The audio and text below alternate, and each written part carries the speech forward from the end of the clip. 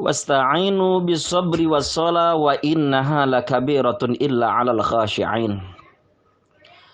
Kita datang kepada Allah meminta tolong, atau permintaan tolong kita kepada Allah Subhanahu wa taala di dalam Al-Qur'an referensinya cuma hanya dengan dua hal.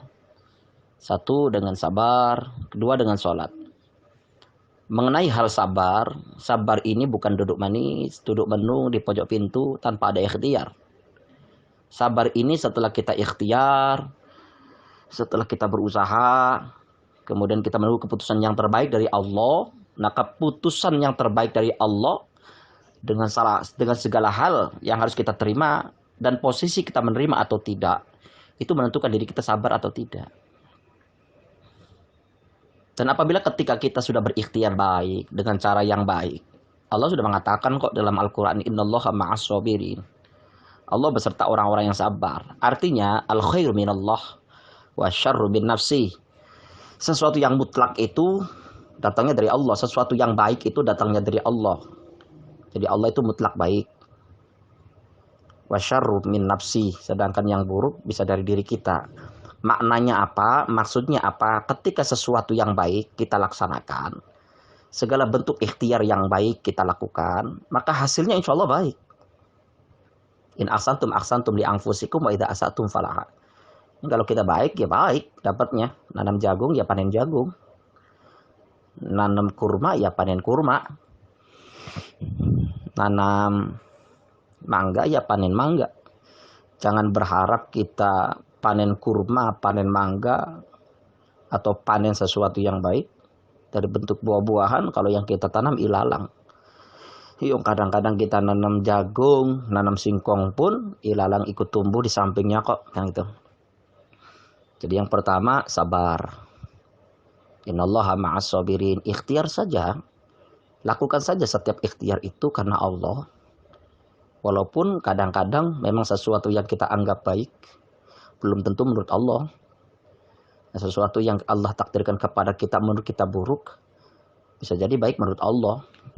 Tergantung kedalaman dan ketinggian nalar kita, ilmu tentang Allahnya, ilmu tentang ma'rifatullahnya. Yang kedua, sholat.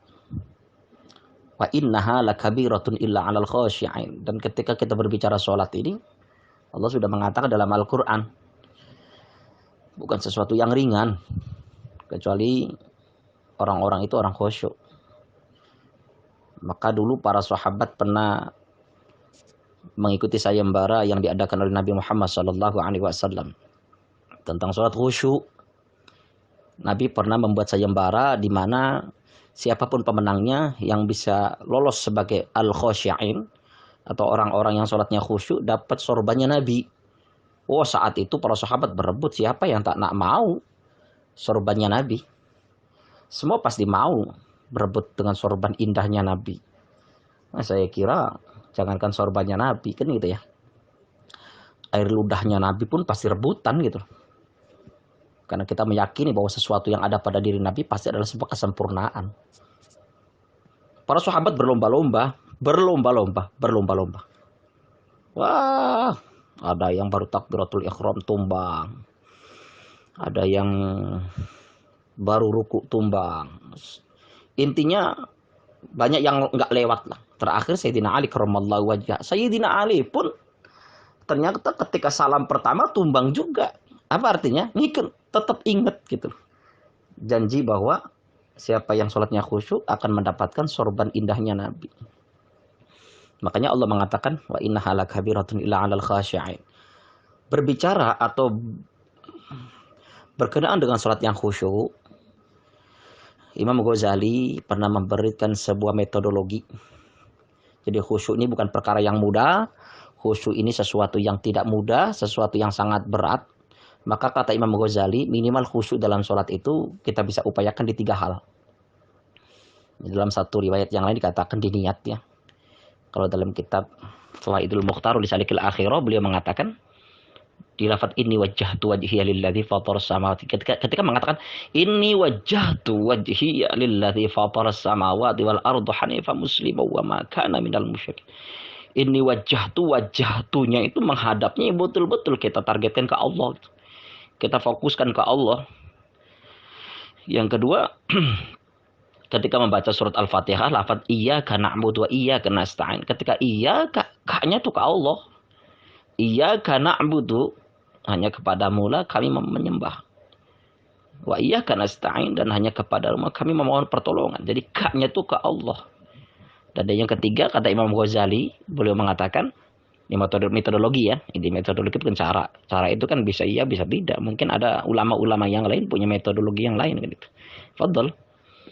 Kata Imam Ghazali, yang ketiga ketika at-tahiyyatul mubarakatuh salatu thayyibatullah assalamu alayka ayuhan nabi wa rahmatullahi wa barakatuh. Assalamu alayna wa ala ibadillahi sholihin asyhadu an la ilaha illallah. Jadi illallahnya itu betul-betul fokuskan ke Allah yang kita maksud. Jadi kata Imam Ghazali, minimal di 3 tempat itu kalau kita mantul dengan Allah, sudah bolehlah sholat kita dikatakan khusyuk atau minimal setengah khusyuk. Dan sholat khusyuk ini merupakan pertolongan yang dahsyat. Bagaimana Mu'adz bin Jabal dulu bisa memecah belahkan gunung jadi 2. Karena amanah dari Nabi, suratnya harus nyampe. Tapi kalau muteri gunung tidak sampai dengan perkiraan yang ditentukan Nabi, beliau kemudian sholat 2 rakaat. Bayangkan, karena khusyuknya sholat dan kedahsyatannya sholat Mu'adz bin Jabal, bahkan gunung pun bisa terbelah menjadi 2. Jadi simpel, Islam mengajarkan kita minta tolong akan hal apapun di dunia ini dengan segala kerumitan kesulitannya. 1 dengan sabar, 2 dengan sholat.